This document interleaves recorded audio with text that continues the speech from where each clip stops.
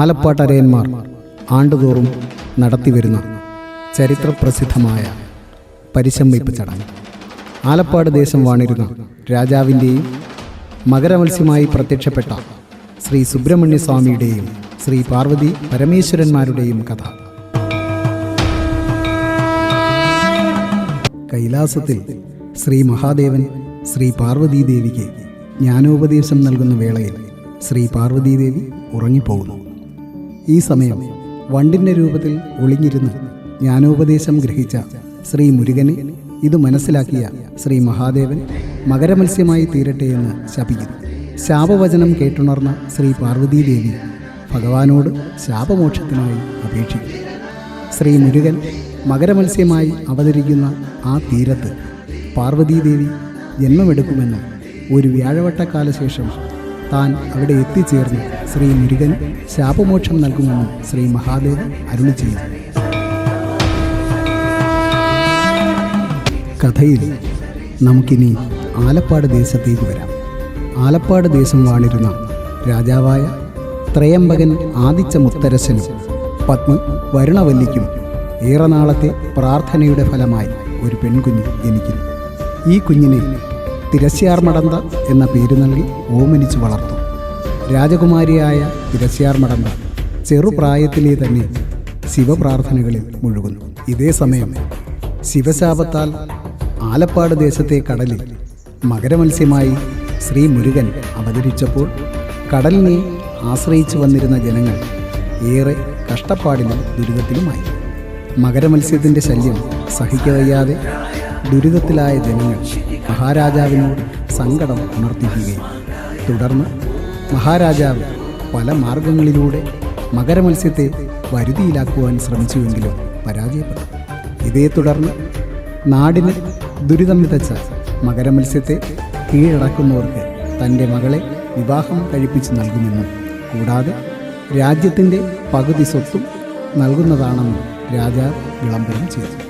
മകരമത്സ്യത്തെ ആർക്കും കീഴടക്കാൻ സാധിക്കാത്ത സാഹചര്യത്തിൽ പടുവൃദ്ധനും പ്രാകൃതനുമായ ഒരു സന്യാസി ഈ ദൗത്യം ഏറ്റെടുക്കുവാനായി രാജകൊട്ടാരത്തിൽ എത്തിച്ചേർന്നു. മകരമത്സ്യത്തെ കീഴടക്കി താൻ നാടിനെ രക്ഷിക്കാമെന്നും അങ്ങനെയെങ്കിൽ വിളംബരം ചെയ്തതുപോലെ വാക്കുപാലിക്കുമോ എന്നും രാജാവിനോട് വൃദ്ധസന്യാസി ചോദിച്ചു. തൻ്റേത് ആദിച്ച മുത്തരശ കുലമാണെന്നും വാക്കിന് ഒരു മാറ്റവും ഉണ്ടാകില്ലെന്നും രാജാവ് അറിയിച്ചു.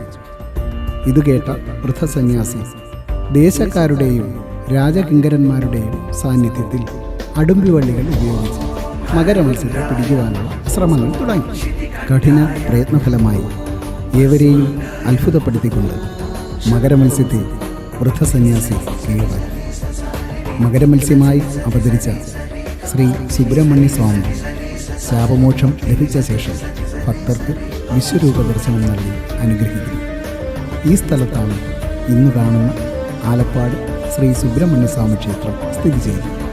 മകരമത്സ്യത്തെ കീഴടക്കിയ ശേഷം രാജകൊട്ടാരത്തിൽ എത്തിയ വൃദ്ധസന്യാസി രാജകുമാരിയെ വിവാഹം കഴിക്കുവാനായി ഒരുങ്ങി.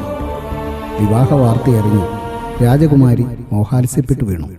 രാജകുമാരി തനിക്ക് അവകാശപ്പെട്ടതാണെന്ന വാദത്താൽ രാജകുമാരിയെ തോളിലേറ്റി വൃദ്ധസന്യാസി ഞങ്ങൾ ചെല്ലുന്ന ഊരിലേക്ക് എത്തിച്ചേരുക എന്ന് പറഞ്ഞ് യാത്രയായി.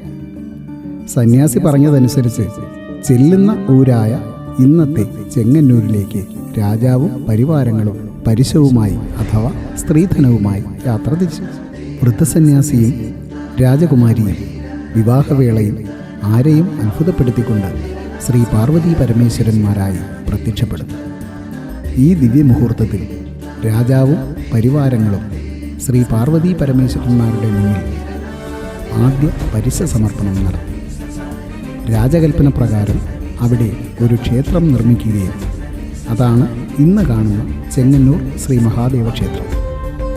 AD 205 നടന്ന ആദ്യത്തെ ഈ പരിശ സമർപ്പണത്തെ തുടർന്ന് ആലപ്പാട് ദേശത്തു നിന്നും ആചാരപ്പെരുമയോടെ ഇന്നും മഹാശിവരാത്രി നാളിൽ പരിശവുമായി ഭക്തജനങ്ങൾ തിരിച്ചെങ്ങന്നൂർ ശ്രീ മഹാദേവ ക്ഷേത്രത്തിൽ എത്തിച്ചേരുകയും ശിവരാത്രി നാളിലെ ഉത്സവവും പരിശ സമർപ്പണവും നടത്തുകയും ചെയ്യുന്നു.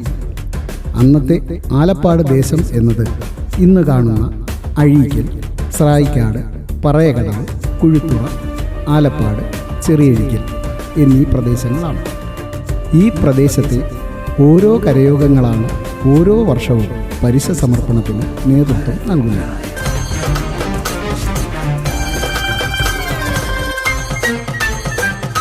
ആലപ്പാട്ടെ അരയന്മാർ ശിവരാത്രിയിൽ പൊൻപണങ്ങളേകി വണങ്ങുമ്പോൾ